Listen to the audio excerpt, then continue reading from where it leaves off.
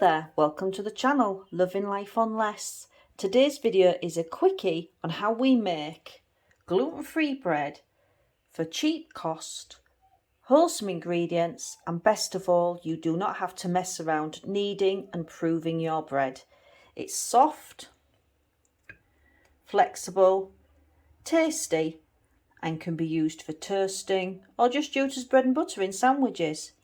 But we like it just with butter on. Here's the quick and easy recipe. The first thing you need is your large mixing bowl. And the reason why it's going to be a large mixing bowl is because we're going to make 2 loaves at the same time.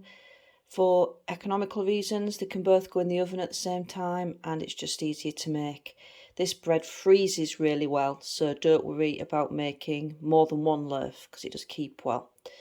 So we've got a large mixing bowl, and the first thing I'm going to put into it is 1 kilogram of oats. If you're one of our friends from across the Atlantic and you use pounds as your measurement, that is 2.2 pounds. But any of the conversions and all the recipe you'll find below the video in the writing, just to save you having to make notes now. Next you add 500 mils or 14 fluid ounces of milk. This can be dairy milk from a cow, goat, or you can use one of the seed or nut milks such as oat milk, almond milk, soya milk, anything like that, as long as you've got your 500 mils or 14 fluid ounces of liquid. I've poured that in and see the jug's empty there of our 500 mils, but I forgot to record it, which is very clever. But I've poured it in and I'm now going to give it a real good mix before I put anything else in. Next, I've added 2 eggs. If you want to keep your loaf vegan, or you don't have eggs, or you're running low of eggs, you can actually use all the juice from a tin of pulses, as long as it's just plain juice and not tomato. So chickpeas, black beans, kidney beans, butter beans, that type of thing. You can use all the juice from 1 can of pulses. So now I'm going to mix this in. Now that's all mixed in nicely. I am going to add 30 grams of pumpkin seeds and 30 grams of sunflower seeds.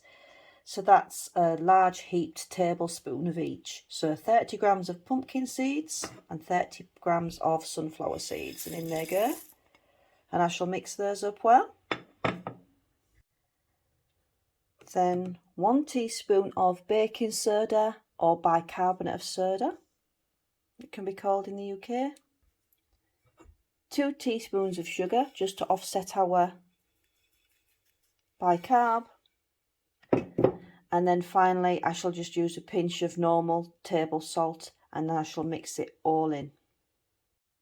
So I've mixed all the oat mixture together, and then I've put it evenly between 2 loaf tins.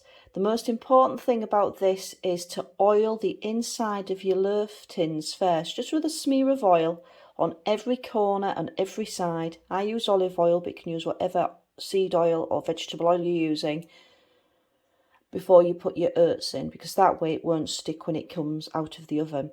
And now I'm just going to press down the sides so it's nice and level as it cooks. It will even out a little bit in the oven, but because it's quite a firm mixture, a little bit of a hand makes your loaf a lot better shape for cutting. And when I've done that, it shall then be popped in the oven for 1 hour, 200 degrees Fahrenheit in an electric fan oven, gas mark 6 in a gas oven, and any other heat conversions we'll put down below again in the writing. So that's now, these loaves are now going for 1 hour in the oven.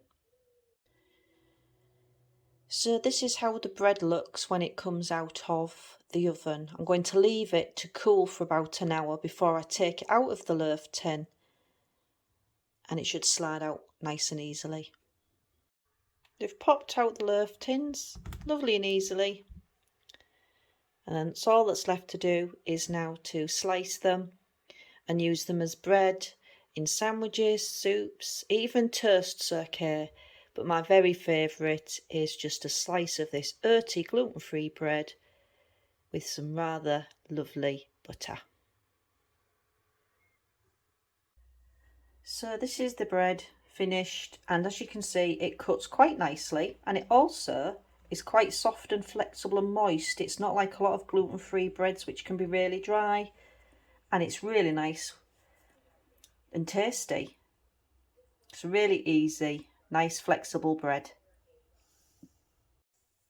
Thanks for watching today. If you liked our video, please give us a thumbs up. If you'd like more frugal living, money saving videos, subscribe to the channel, and we'll be back again soon with another video. Wherever you are in this wonderful world, we hope you have the most amazing day. Bye for now.